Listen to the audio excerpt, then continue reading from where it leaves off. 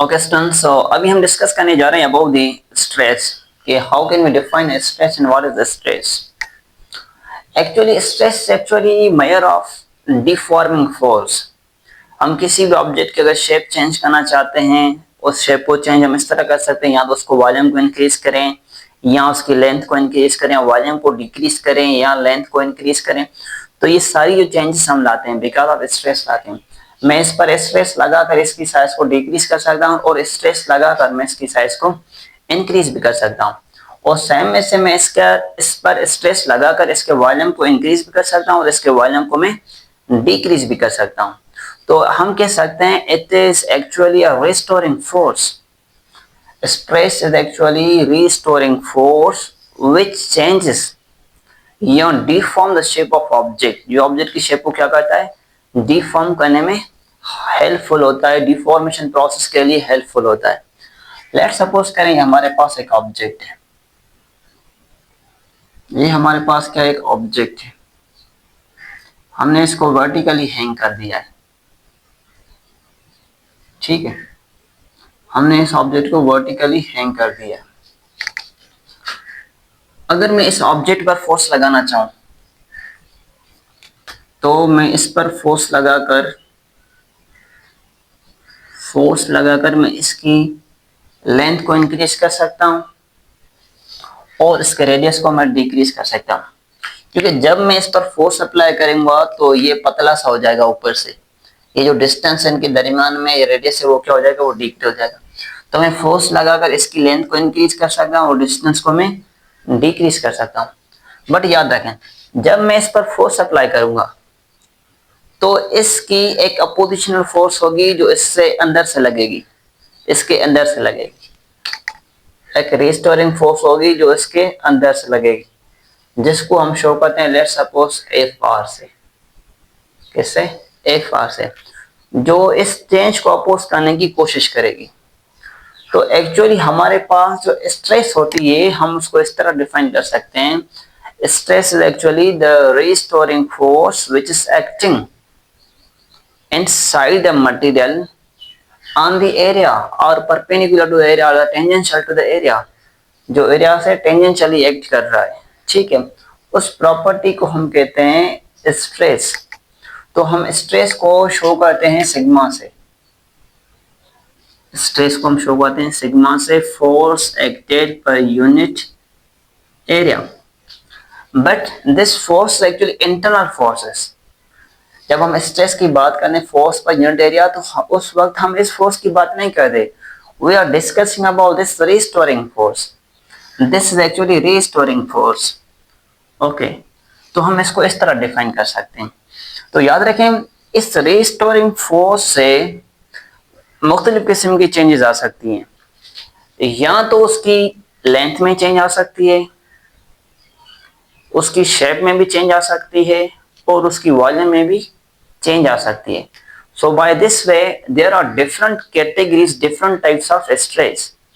One is said to be a longitudinal stress, other one is a shear or tangential stress, and other one is named as a bulk stress or volume stress. ठीक है, तो stress के हमारे पास types होते हैं। एक होती है हमारे पास, मान लेते हैं लॉन्गिट्यूडनल स्ट्रेस,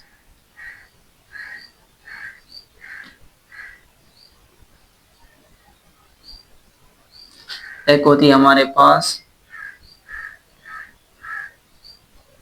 शेयर, और हम कह सकते हैं टेंजेंशियल स्ट्रेस। टेंजेंशियल, और हमारे पास होती है बल्क और वॉल्यूम स्ट्रेस। बल्क और वॉल्यूम स्ट्रेस, याद रखें हम डिस्कस कर रहे हैं फर्स्ट लॉन्गिट्यूडनल को। लॉन्गिट्यूडनल में दो किस्म की हो सकती है, या तो इसमें टेंसाइल हो सकती है, टेंसाइल स्ट्रेस हो सकती है, या तो इसमें कंप्रेसिव स्ट्रेस हो सकती है, कंप्रेसिव। ठीक है, अब देखें हमारे पास कोई एक स्प्रिंग है,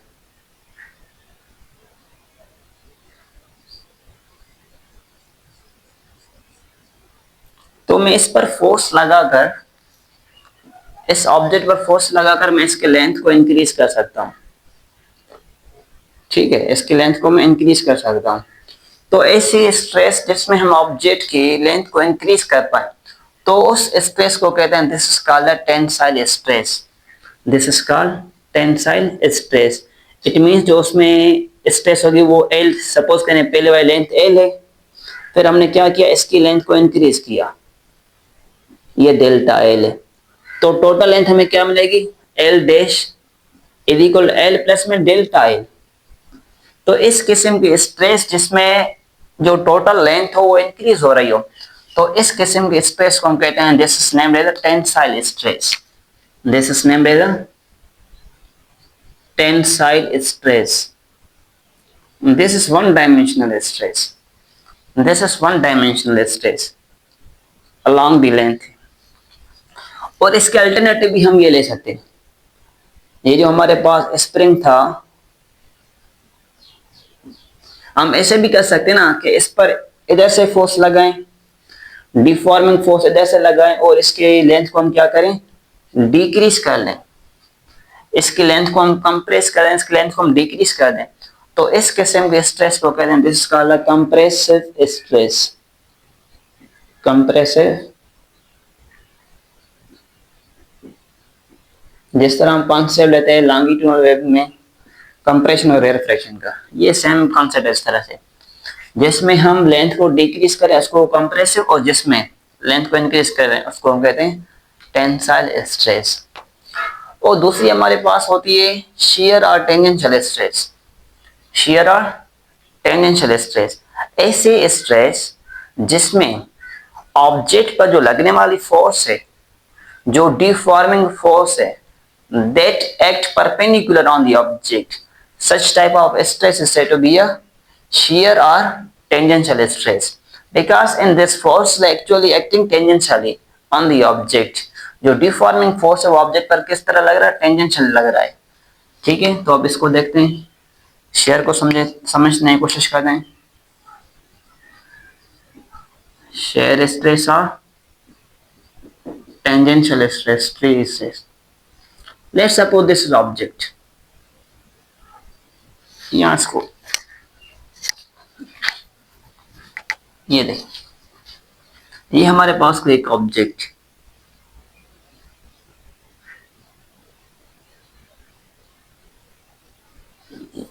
ये फिक्स्ड है यहाँ पर। The origin of this object is actually fixed. इस ऑब्जेक्ट की जो ओरिजिन है वो क्या है, फिक्स्ड है यहाँ से। अगर मैं इस पर फोर्स लगाऊं इधर से, इस पर जो मैं डिफॉर्मिंग फोर्स लगाऊं, एक्सटर्नल फोर्स डिफॉर्मिंग फोर्स लगाऊं, तो होगा क्या, इस ओरिजिन फिक्स होने की वजह से इसमें शेप में चेंज आएगी।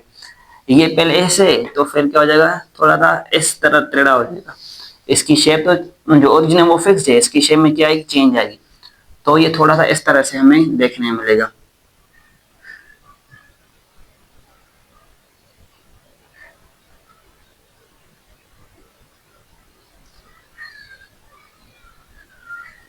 तो हमें देखने में थोड़ा सा कुछ इस तरह से मिलेगा।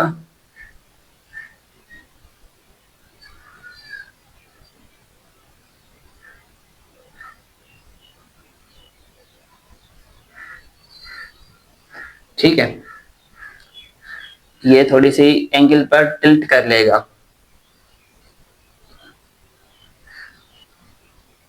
तो इस किस्म की हम स्ट्रेस को कहते हैं this is called shear stress, in which there is change in shape of object, object की शेप में चेंज आए, किसी एंगल पर टिल्ट हो जाए, मुड़ जाए, उस किस्म के हम स्ट्रेस को कहते हैं this is called shear stress. This is named as the shear stress. Is it okay? और दूसरी होती है हमारे पास बल्क और वॉल्यूम स्ट्रेस। बल्क और वॉल्यूम स्ट्रेस वो किस तरह होती है उसको भी देखते हैं। बल्क या आप उसको कह सकते हैं वॉल्यूम स्ट्रेस। इसमें क्या होता है, कोई हम मटेरियल लेते हैं, सपोज करें कोई ऑब्जेक्ट है, ये किसी लिक्विड में अवेलेबल है। ये जो बल्क हो या वॉल्यूम स्ट्रेस, ये एक लिक्विड की प्रॉपर्टी है। ठीक है। तो यहाँ से लिक्विड मॉलिक्यूल का जो एक्सटर्नल फोर्स है, जो डिफॉर्मिंग फोर्स है, डिफॉर्मिंग फोर्स लगने से, लिक्विड मॉलिक्यूल का डिफॉर्मिंग फोर्स लगने से अगर इसकी वॉल्यूम में चेंज आ जाती है तो हम इसको कहते हैं this is called bulk or volume stress. So keep in mind here change of volume is just because of what? Change of pressure. Pressure की चेंज चाहिए, ठीक है। तो इस किस्म के स्ट्रेस को कहते हैं जिसका बल्क और वॉल्यूम स्ट्रेस कहते हैं। और दूसरा इससे रिलेटेड टर्म होता है strain.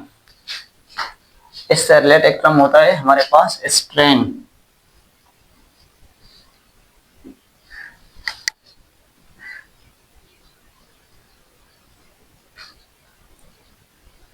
Strain actually defines that how much stress has taken place, how much deformation is taken place in the material by applying the stress at certain area. Certain area पर stress लगाने से उसमें कितनी deformation आई है, that defines, that measures by the strain. तो हम कह सकते हैं कि strain is actually ratio of change in dimension upon में ओरिजिनल डायमेंशन। जो डायमेंशन में चेंज आ रही है ओरिजिनल डायमेंशन के कंपैरिजन में कितनी चेंज है, ज्यादा चेंज है या कम चेंज है या चेंज है ही नहीं, इस मैग्नीट्यूड को जो एक्सप्लेन करता है वो एक्सप्लेन करता है स्ट्रेन।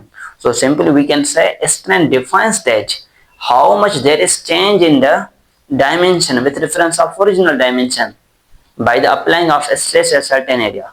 सर्टेन एरिया पर फोर्स लगाने से, स्ट्रेस लगाने से उसकी डायमेंशन में कितनी चेंज आई है, it means how much it is stretched, कितनी इलांगेशन आई है या कितना कंप्रेस हुआ है, कितनी टिल्टिंग हुई है या कितनी टिल्टिंग नहीं हुई है, that all measures, that all can be well defined by the term strain. तो हम कह सकते हैं कि जितनी स्ट्रेस ज्यादा होगी ऑब्जेक्ट में उसमें उतनी स्ट्रेन क्या होगी, वो ज्यादा होगी, उसकी साइज में, शेप में चेंज ज्यादा आएगी, ठीक है। तो हम कह सकते हैं कि actually strain defines the change in dimension, change in dimension upon original dimension.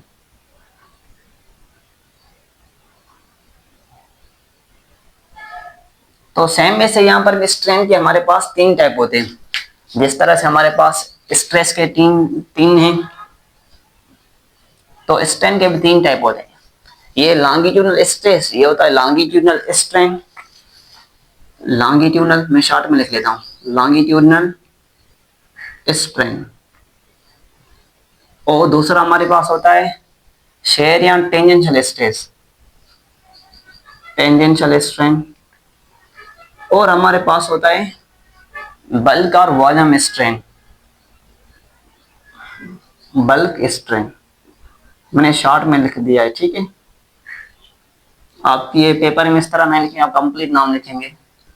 अब इसको समझते हैं स्ट्रेन है क्या। स्ट्रेन हमने समझा कि चेंज इन डायमेंशन अपॉन में ओरिजिनल डायमेंशन। लेट्स सपोज करते हैं ये हमने एग्जांपल लिया, पहले जो लेंथ थी हमारे पास वो 5 सेंटीमीटर थी, फिर हुई जो हमारे पास ये हुई 2 सेंटीमीटर चेंज, जो टोटल हुई हमारे पास वो 7 सेंटीमीटर, टोटल कितनी हुई 7 सेंटीमीटर। जो चेंज आई है वो कितनी आई है 2 सेंटीमीटर की आई, 2 सेंटीमीटर इंक्रीमेंट हुई है। तो ओरिजिनल चेंज के डिफरेंस में जितनी चेंज आई है that is actually defined by the strain. वो स्ट्रेन के थ्रू हम डिफाइन कर सकते हैं कि चेंज इन डायमेंशन अपॉन में ओरिजिनल डायमेंशन का अगर हम रेशो लेंगे तो हमारे पास क्या आएगी, स्ट्रेन आएगी। जितनी हम स्ट्रेस ज्यादा लगाएं उतनी डिफॉर्मेशन ज्यादा, डिफॉर्मेशन ज्यादा, शेप चेंज ज्यादा होगी तो हम पाएंगे उसमें स्ट्रेस ज्यादा है, उसमें स्ट्रेन ज्यादा है, ठीक है। तो हम कह सकते हैं कि लॉन्गिट्यूडनल स्ट्रेन किसके बराबर होगी, ये देखें लॉन्गिट्यूडनल जो स्ट्रेन है हमारे पास ये 1 डायमेंशनल है, this is 1 dimensional, change in length upon में ओरिजिनल लेंथ है। अगर मैं टेंजेंशियल स्ट्रेन की बात करूं जिसमें डिफॉर्मिंग फोर्स लगाए परपेंडिकुलर, तो उसमें आप देखें टेंजेंशियल किधर गई, चलो ये हमारे पास यहाँ ये टेंजेंशियल है हमारे पास, ठीक है। तो टेंजेंशियल में क्या हुआ है कि किसी सर्टेन एंगल पर उसमें चेंज आई है, ठीक है, डेल्टा एक्स बाय थीटा। तो हमारे बुक में इस तरह भी लिखा हुआ है tan theta is equal x by l, tan theta is equal to delta x by l, इस तरह भी हम लिख सकते हैं इसको ये। और हमारे पास से बल्क स्ट्रेन या वॉल्यूम स्ट्रेन, इसमें क्या हुआ है, चेंज इन वॉल्यूम आई है। तो हम इसको इस तरह लिख सकते हैं, बल्क स्ट्रेन को चेंज इन वॉल्यूम, मतलब change in dimension, dimension length हो सकता है, विड्थ हो सकता है, हाइट हो सकता है। तो चेंज इन वॉल्यूम अपॉन में ओरिजिनल वॉल्यूम। तो इस तरह से हम इनकी वैल्यूज को कैलकुलेट कर सकते हैं, ठीक है। So this is method by which we can measure the values of these things है। अब देखें, हमारे पास एक टर्म होता है, आपने ये देखा यहाँ पर कि जितनी स्ट्रेस ज्यादा हो रही है उसमें उतनी जो चेंज आ रही है वो ज्यादा आ रही है। Stress is directly proportional to strain up to certain limit, up to certain limit, certain limit तक आप जितनी स्टेप देते जाएंगे उसमें उतनी चेंजेस ज्यादा आती जाएंगे, ठीक है। आफ्टर सर्टेन लिमिट उसमें चेंज नहीं आएगी, वो हम मतलब ग्राफ में समझेंगे कैसे। अब देखिए आप, तो अप टू सर्टेन लिमिट मतलब माना ये मटेरियल की प्रॉपर्टी पर डिपेंड करता है, एक सर्टेन लिमिट है उसके बाद ये चीजें नहीं होंगी। तो हम कह सकते हैं कि stress is actually equal to constant of proportionality into strain, into strain, ठीक है। ये जो कांस्टेंट है ये एक्चुअली शो करता है प्रॉपर्टी ऑफ मटेरियल को, जिसको हम कहते हैं मॉड्यूलस ऑफ इलास्टिसिटी, जिसको हम कहते हैं मॉड्यूलस ऑफ इलास्टिसिटी। ई से शो करते हैं इसको, हम लिख सकते हैं stress is equal to modulus of elasticity into strain. अगर हम मॉड्यूलस ऑफ इलास्टिसिटी को मालूम करना चाहें तो किस तरह लिखेंगे, स्ट्रेस अपॉन में स्ट्रेन लिखेंगे, स्ट्रेस अपॉन में स्ट्रेन लिखेंगे। तो हर स्ट्रेस के लिए, हर स्ट्रेन के लिए जो मॉड्यूलस ऑफ इलास्टिसिटी होगा वो क्या होगा, अलग अलग होगा। अगर वन डायमेंशनल है मतलब जो हमारे पास है लॉन्गिट्यूडनल स्ट्रेस है, या जो शेयर है, या टेंजेंशियल स्ट्रेस है, या बल्कि वॉल्यूम स्ट्रेस है, तो हर एक के लिए जो मॉड्यूलस ऑफ इलास्टिसिटी है वो हर एक के लिए क्या होगा, अलग अलग होगा, ठीक है। तो हम उस मॉड्यूलस ऑफ इलास्टिसिटी को किस तरह मालूम कर सकते हैं, स्ट्रेस बाय स्ट्रेन से मालूम कर सकते हैं। स्ट्रेस का पता है वो बराबर किसके, फोर्स पर यूनिट एरिया है सबके लिए, और जो स्ट्रेन है वो हमने लिखी है। तो हम क्या लेंगे, अब इनका रेशो लेंगे, इसका रेशो लेंगे, इसका रेशो लेंगे, इसका ऐसे रेशो लेंगे, तो हमारे पास मॉड्यूलस ऑफ इलास्टिसिटी आ जाएगा। किस तरह देखते हैं उसको भी, इसको रिमूव कर देते हैं इधर से।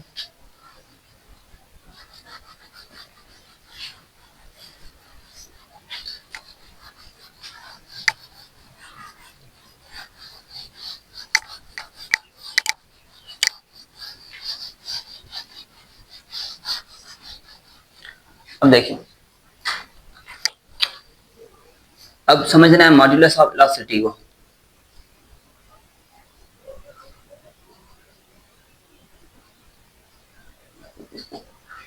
ठीक है, जो ई है ये शो करता है मॉड्यूलस ऑफ इलास्टिसिटी को। ये पढ़ा हमने, it is ratio of stress to strain. याद रखें, modulus of elasticity it depends upon the property of material, it depends upon the temperature of material, temperature of body या material. But keep in mind, modulus of elasticity is independent of dimension of material, length, width और volume. ये इनसे क्या होता है, modulus of velocity इनसे independent होता है, एमसीक्यू जा सकता है, ठीक है। तो जिस तरह हमारे पास स्ट्रेन के, स्ट्रेस के तीन टाइप थे, स्ट्रेन के तीन टाइप थे, तो ये इनका रेशियो है। तो मॉड्यूलस ऑफ वेलोसिटी के भी तीन टाइप होते हैं। ये जो हमारे पास मॉड्यूलस ऑफ वेलोसिटी है,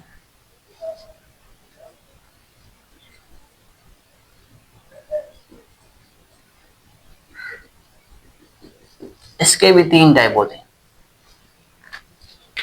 एक हमारे पास लॉन्गिट्यूड में होगा, एक शेयर में होगा, एक बल्क में होगा, ठीक है। तो एक को हम कहते हैं this is called Young's modulus, एक को कहते हैं यंग्स मॉड्यूलस,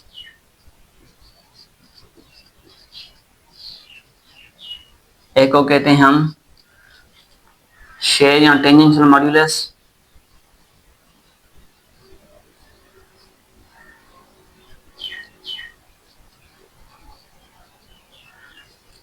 एक हमारे पास होता है बल्क मॉड्यूलस।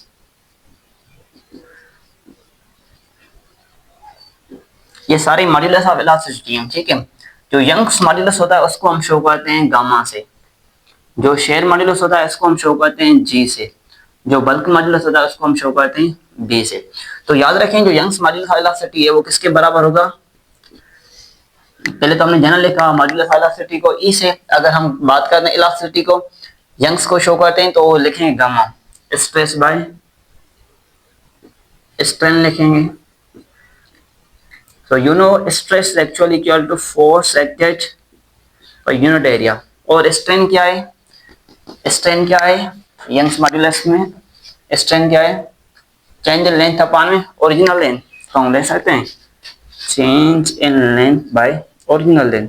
तो हम लिख सकते हैं gamma is equal to length से हम डिवाइड करता है, इधर क्या करेगा multiply force into length upon में area into delta L. So this is actually Young's modulus of elasticity। ठीक है, अगर हम शेयर मॉड्यूलस ऑफ इलास्टिसिटी को डिस्कस करना चाहें शेयर, तो हम सेम लिखेंगे स्ट्रेस ओवर स्ट्रेन। स्ट्रेस वो सबके लिए सेम था, force acted per unit area.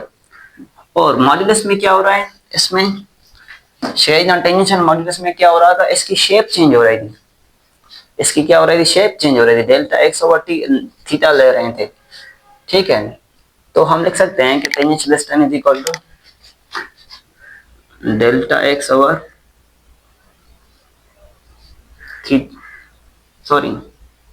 Delta x over theta ले रहे हैं। 1 मिनट में इसको देख लूं, कंफर्म करके दूं।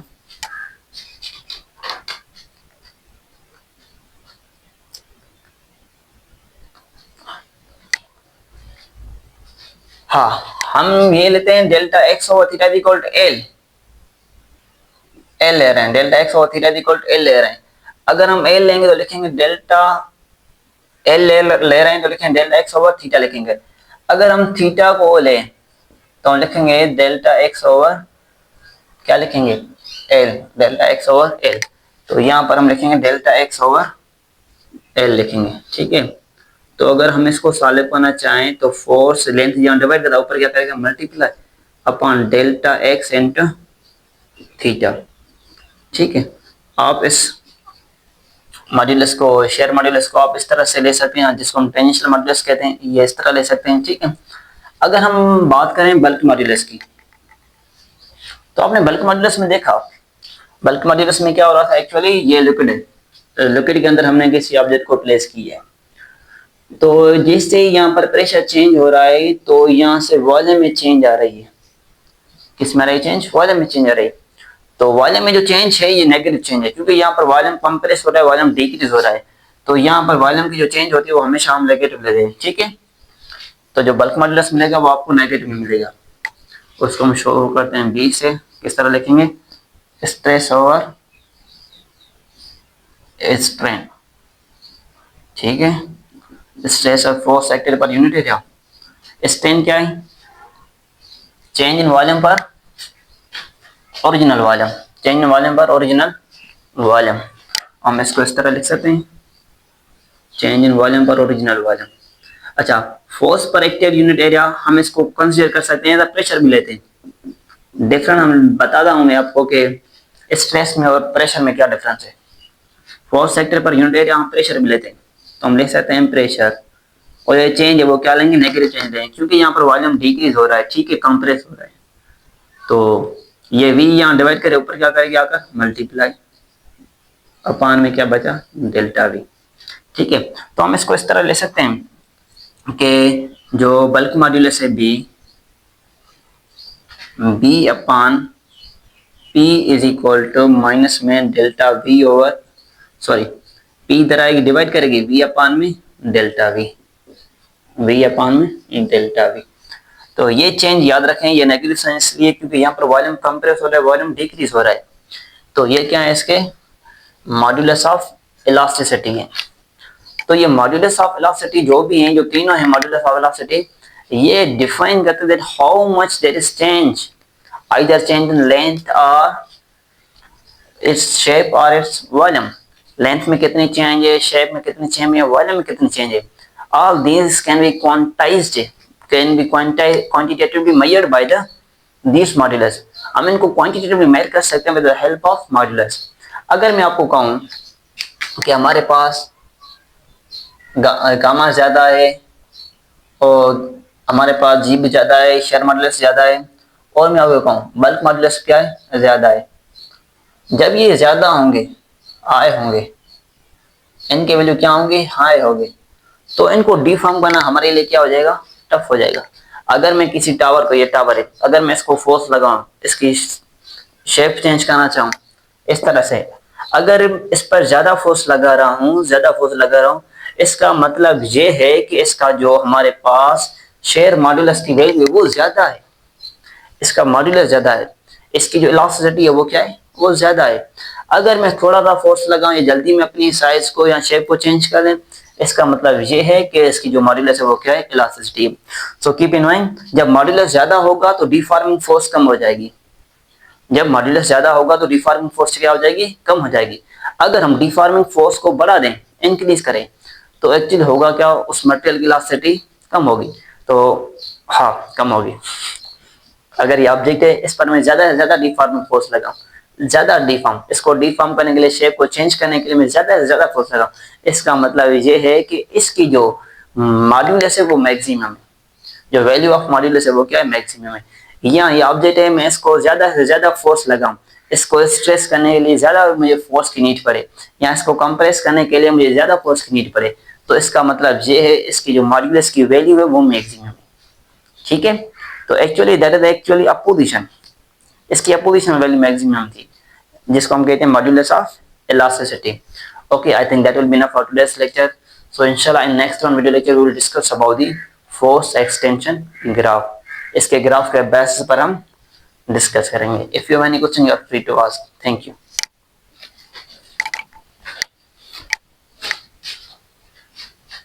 समझने की कोशिश करते हैं स्ट्रेस वर्सेस स्ट्रेन कर्व, या जिसको हम कहते हैं फोर्स एक्सटेंशन ग्राफ. एक्चुअली जब हम मटेरियल साइंस में स्टडी करते हैं मटेरियल्स की, तो वहां पर फोर्स एक्सटेंशन ग्राफ का एक इंपॉर्टेंट रोल होता है, क्योंकि डिफरेंट मटेरियल्स को प्रिपेयर करना होता है, different category, different situation, different purpose के लिए. So for that we have to understand force extension graph, or we may say this is called stress versus strain graph. तो हम इसको समझने की कोशिश करते हैं. ये हमारे पास ग्राफ बनाते हैं, ये स्ट्रेन है and this is strain, this is stress. Along x-axis we have mentioned strain and along y-axis we have mentioned stress. So in general we say stress is directly proportional to the strain. Stress को increase करने से strain increase हो रही थी up to certain limit, up to certain proportionality. It is not 100% sure that stress is directly proportional to strain at every situation, at every condition. No, never. ये लाजमी है कि हम स्ट्रेस को इंक्रीज करते जाएं तो स्ट्रेन भी कंटिन्यूसली इंक्रीज होती. No, up to certain limitations, up to certain proportionality. After that, by increasing stress, strain may be increased or not increased. Either it may gain its original position or it may not regain original position. So all these behaviors of stress and strain, or proportional behavior between the stress and strain, can be well explained by the stress versus strain graph. तो आप graph में ये चीज observe करेंगे, हमारे पास ये slope एक slope है, मान लेते हैं this is origin point. Actually ये जो ग्राफ है ना, ये ऐसा ग्राफ है कि हम बस लाइंस ड्रा करेंगे. ये एक्चुअली किसी मटेरियल की बिहेवियर को एक्सप्लेन करता है, मटेरियल की प्रॉपर्टीज को एक्सप्लेन करता है कि कौन सा मटेरियल डक्टाइल है, कौन सा मटेरियल ब्रिटल है, या किस किस्म के मटेरियल्स हैं, या यंग्स मॉडुलस की वैल्यू क्या होगी. ये सारी चीजें ये ग्राफ से हमें मिलती है. ठीक है. तो अब देखिए यहाँ पर एक्चुअली हमने क्या किया है, हमने स्ट्रेस को इंक्रीज किया. तो स्ट्रेस को इंक्रीज करने से हमारे पास जो स्ट्रेन की वैल्यू है वो भी क्या हो गई है, इंक्रीज हो गई. ठीक. अगर मैं स्ट्रेस को यहाँ से रिमूव कर दूंगा तो स्ट्रेन भी रिमूव हो जाएगी. अगर मैं स्ट्रेस को इंक्रीज करूंगा तो स्ट्रेस से इंक्रीज करने से स्ट्रेन इंक्रीज होगी. ओके, तो इसको पॉइंट को कहते हैं this point O, origin point, and this point A. अगर मैं स्ट्रेस को और इंक्रीज करूं तो strain will also increase, stress को अगर मैं और इंक्रीज करूं तो स्ट्रेन क्या होगी, और इंक्रीज होगी। ओके, यहां पर याद रखें ओ से लेकर ए तक यहां पर हुक्स लॉ वैलिड है, जितनी स्ट्रेस होगी उतनी इसमें स्ट्रेन आएगी। अगर मैं स्ट्रेस को मिनिमाइज कर लूंगा तो इसकी स्ट्रेन भी ओ से लेकर ए तक इसकी स्ट्रेन भी मिनिमाइज हो जाएगी। मतलब stress and strain are directly proportional in the region O and A. यहां पर हुक्स लॉ वैलिड है। फिर मैंने क्या किया, इस स्ट्रेस को और इंक्रीज किया। स्ट्रेस को इंक्रीज करने से इसकी स्ट्रेन भी इंक्रीज हुई। But keep in mind at this point B, stress and strain are not directly proportional. यहाँ पर स्ट्रेस और स्ट्रेन डायरेक्टली प्रोपोर्शनल नहीं है। ओ से लेकर ए तक स्ट्रेस और स्ट्रेन क्या है आपस में रिलेशन में, ये डायरेक्ट है। When we are discussing from O to A, जब हम बात करें A to B तो स्ट्रेस को इंक्रीज करने से स्ट्रेन आती है। अगर मैं यहाँ से स्ट्रेस को रिमूव कर दूंगा तो स्ट्रेन यहाँ पर रिमूव नहीं होगी। तो यहाँ पर जो स्ट्रेस और स्ट्रेन का रिलेशन है वो आपस में डायरेक्ट नहीं, ठीक है। यहाँ पर ये डायरेक्ट नहीं, हाँ, बट हम इसको कहते हैं दिस आल्सो इलास्टिक रीजन। ये कौन सा रीजन है ये हमारे लिए, ये हम इसको कहेंगे दिस इलास्टिक रीजन। तो इस रीजन में हुक्स लॉ वैलिड है। इसमें स्ट्रेस और स्ट्रेन के साथ क्या एक प्रोपोर्शनलिटी है। इस रीजन में स्ट्रेस और स्ट्रेन के आपस में प्रोपोर्शनलिटी नहीं है, ठीक है। फिर हम क्या करते हैं, अगर हम थोड़ी सी स्ट्रेस को इंक्रीज करें और हम बी से आगे अगर हम थोड़ी सी स्ट्रेस को इंक्रीज करेंगे तो इसमें ज्यादा स्ट्रेन आ जाएगी, इसमें ज्यादा बिगाड़ आ जाएगी, इसमें ज्यादा चेंज आ जाएगी। तो थोड़ी सी स्ट्रेस को इंक्रीज करने से इसमें होगा क्या, इसमें ज्यादा डिफॉर्मेशन आ जाएगी, इसमें ज्यादा डिफॉर्मेशन आ जाएगी। तो इस पॉइंट को कहते हैं this is called proportionally point, this is called proportionally point, this is called proportionality. यहाँ प्रोपोर्शनलिटी लिमिट भी आप कह सकते हैं, प्रोपोर्शनलिटी लिमिट। और ये क्या है हमारे पास, ये वो पॉइंट है जिस पर मैक्सिमम एक्सटेंशन हुई है, मैक्सिमम एक्सटेंशन हुई है। इसको हम कहते हैं दिस कॉल्ड यील्ड पॉइंट। वहां पर मैक्सिमम एक्सटेंशन हो, मैक्सिमम इलास्टिक पोर्शन हो, उस पॉइंट को कहते हैं दिस कॉल्ड यील्ड पॉइंट और इलास्टिक पॉइंट और इलास्टिक रीजन। तो याद रखें यहां से लेकर यहां तक वाला ये जो रीजन है that is considered as the elastic region. ये जो रीजन है हमारे पास, इस रीजन को कंसीडर किया जाएगा as a elastic region. This is elastic region, okay. जब हम बी से आगे आते हैं तो स्ट्रेस को इंक्रीज करने, थोड़ी सी हमने स्ट्रेस को इंक्रीज किया तो उसमें ज्यादा स्ट्रेन आ गई, इसमें ज्यादा स्ट्रेन आ गई। अगर हम इस पॉइंट के बाद स्ट्रेस को रिमूव करें, बी पॉइंट के बाद अगर हम स्ट्रेस को रिमूव करें तो यहां से इसमें स्ट्रेन परमानेंट रहेगी, स्ट्रेन परमानेंट आ चुकी है। ऐसा नहीं होगा कि जैसे ओ से लेकर ए तक हमने स्ट्रेस को जीरो किया तो इसकी स्ट्रेन भी जीरो हो गई। यहां पर अगर बी पॉइंट के आगे अगर मैं स्ट्रेस को जीरो कर लूं तो स्ट्रेन फिर भी रहेगी। तो वो रीजन जिसमें डिफॉर्मेशन परमानेंट आ जाए उस रीजन को कहते हैं this is called plastic region, this is called plastic region. तो ये जो रीजन होगा हमारे पास, इस रीजन को कहा जाएगा this is a plastic region, ठीक है। दिस इज बी पॉइंट और इस पॉइंट को हम कहते हैं सी पॉइंट। सी पॉइंट को हम कहते हैं लोअर यील्ड पॉइंट। ये मैक्सिमम यील्ड पॉइंट है, यहां पर एक्सटेंशन मैक्सिमम हो चुकी है, इसको कहते हैं lower yield point, lower yield point. जो लोअर यील्ड पॉइंट है ये लाई करती है, ये एग्जिस्ट करती है प्लास्टिक रीजन में, ओके। और यहां पर ये जो डिफॉर्मेशन हुई है इस डिफॉर्मेशन को कहते हैं प्लास्टिक डिफॉर्मेशन, इस डिफॉर्मेशन को कहते हैं this called plastic deformation. B से आगे हमने अगर स्ट्रेस को जीरो भी कर दिया उसके बावजूद भी इसके अंदर प्लास्टिक रीजन में जो डिफॉर्मेशन हुई है वो परमानेंट डिफॉर्मेशन हुई है। Due to this permanent deformation by taking zero of stress strain will remain in this region. इस रीजन में स्ट्रेन फिर भी रहेगी, ठीक है। फिर इस पॉइंट को एक्सप्लेन करते हैं, इस पॉइंट को कहते हैं this is a D point. ये वो मैक्सिमम पॉइंट है जिस पर फोर्स मैक्सिमम है मटेरियल पर। मटेरियल पर हमने जो फोर्स लगा दिया वो बिल्कुल मैक्सिमम लगा दिया, बिल्कुल ये मैक्सिमम पॉइंट है। अगर मैं इससे आगे थोड़ा सा फोर्स लगाऊंगा तो हो सकता है कि ये रबर वगैरह टूट जाए। तो ये क्या है, इसकी एक मैक्सिमम पॉइंट है। तो हम इस पॉइंट को कहते हैं दिस डी, और इस पॉइंट को नाम दिया जाए this is called ultimate tensile stress. This is named ultimate tensile stress. याद रखें, अल्टीमेट टेंसाइल स्ट्रेस वो स्ट्रेस है जिसमें मैक्सिमम फोर्स है बट स्टिल नाउ मटेरियल के अंदर ब्रेक डाउन नहीं हुई, ब्रेकिंग ऑफ मटेरियल नहीं हुई है। तो हम इस अल्टीमेट टेंसाइल स्ट्रेस को इस तरह एक्सप्लेन करेंगे, वो स्ट्रेस जिसमें फोर्स की मैक्सिमम वैल्यू ऑब्टेन हो चुकी हो without breaking of material. Material के ब्रेकिंग होने के बजाय उसके न होने से मटेरियल के ब्रेक होने की अल्टीमेट टेंसाइल स्ट्रेस उस स्ट्रेस को कहते हैं where maximum force acted without breaking of material. Material के ब्रेक होने के सिवा ऑब्जेक्ट को जो हमने मैक्सिमम फोर्स लगाया, that point is named as the ultimate tensile stress. ये इसकी मैक्सिमम पॉइंट है, ठीक है, ओके। और फिर होती है इससे एक पॉइंट होती है जिसको कहते हैं ई। इस पॉइंट को कहते हैं this is called fracture point. इसको कहते हैं फ्रैक्चर पॉइंट। ये वो पॉइंट है, ये वो रीजन है जिसमें जो मटेरियल होता है वो फ्लूइड की तरह फ्लो करता है, जिस तरह फ्लूइड फ्लो करता है ना, ये वो पॉइंट होती है जिसमें मटेरियल फ्लो करता है, ठीक है। तो वन टाइम मैं इसको रिकॉल करता हूं कि जो हमारे पास स्ट्रेस वर्सेस स्ट्रेन कर्व है, stress versus strain curve actually defines the proportionality of stress versus strain. In general, we say stress is directly proportional to the strain. By increasing the stress, strain will be increased. But in general cases, that's okay. But when we are discussing some certain conditions, some proportionalities, so in that case, we cannot obtain the linear relation between the stress versus strain.